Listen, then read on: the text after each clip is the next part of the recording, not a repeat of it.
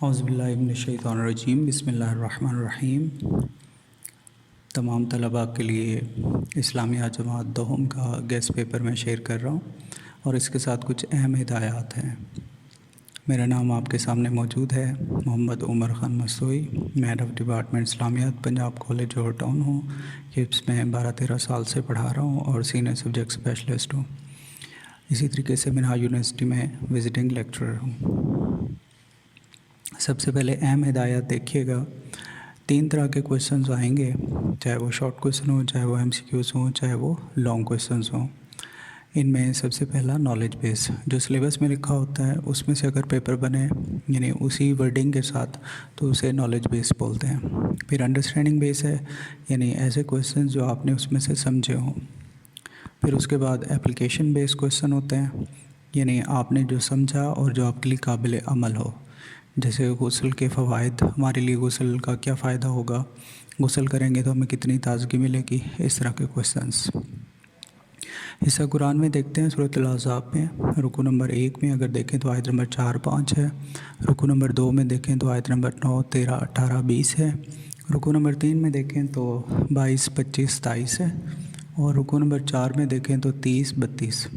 پھر رکوع نمبر 5 ہے، اس میں آیت نمبر 36، 38، رکوع نمبر 6 آیت نمبر 43، 49 اور 52، رکوع نمبر 7 میں آیت نمبر 55، 57، رکوع نمبر 8 میں آیت نمبر 59 اور 60، رکوع نمبر 9 میں آیت نمبر 70 اور 72۔ دیکھیے عزیز طلباء، یہ سلیکٹیو آیات ہیں۔ اگر آپ کو لگتا ہے کہ یہ آیات آپ نہیں کر سکتے تو پہلے 5 رکوع کر لیں اور باقی چھوڑ سکتے ہیں۔ اور اس کے بعد نیکسٹ ہم بات کرتے ہیں اگلے پوائنٹ میں سورۃ الممتحنہ کی۔ اس میں 2 رکوع ہیں، رکوع نمبر 1 اور 2۔ رکوع نمبر 1 میں آیت نمبر 2، 6 اور رکوع نمبر 2 میں 8، 9، 11 اور 13۔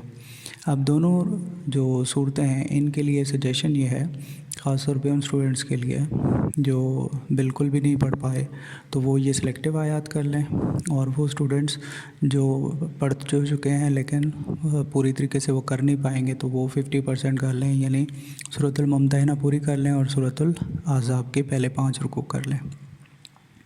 اور نیکسٹ ہم آتے ہیں حصہ حدیث۔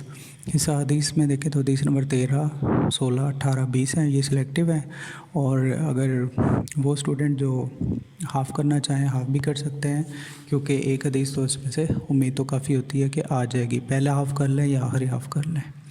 پھر اس کی اہم ہدایات میں سے ایک بڑی اہم بات کہ اس کی جب تشریح کریں گے تو اس کی جو لینتھ ہوتی ہے 2 سے 3 پیجز ہوتی ہے، اور اس میں لکھائی کا جو سائز ہوتا ہے وہ ماڈریٹ ہوتا ہے، یہ نہیں ہونی چاہیے کہ بہت بڑی بہت چھوٹی، وداؤٹ سپیسز ہونی چاہیے، الفاظ میں بھی سپیس نہیں ہونی چاہیے اور لائنز میں بھی۔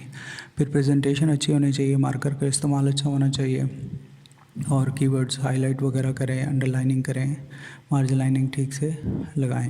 اس کے بعد پھر آتے ہیں ایکسیلنٹ کنٹینٹ۔ جو کنٹینٹ ہوتا ہے اس کو بھی بیسٹ ہونا چاہیے۔ نارملی ہم جب کپس میں پڑھاتے ہیں تو ہم اپنی بکس کو سجیسٹ کرتے ہیں، تو وہ جو نوٹس ہوں ان سے آپ مواد لکھیں گے تو وہ بیسٹ آنسر ہوگا۔ اب موضوعاتی مطالعے کی بات کرتے ہیں۔ اس میں باب نمبر 5 ہے، اس میں غسل کا مسنون طریقہ لانگ کویسچن ہے۔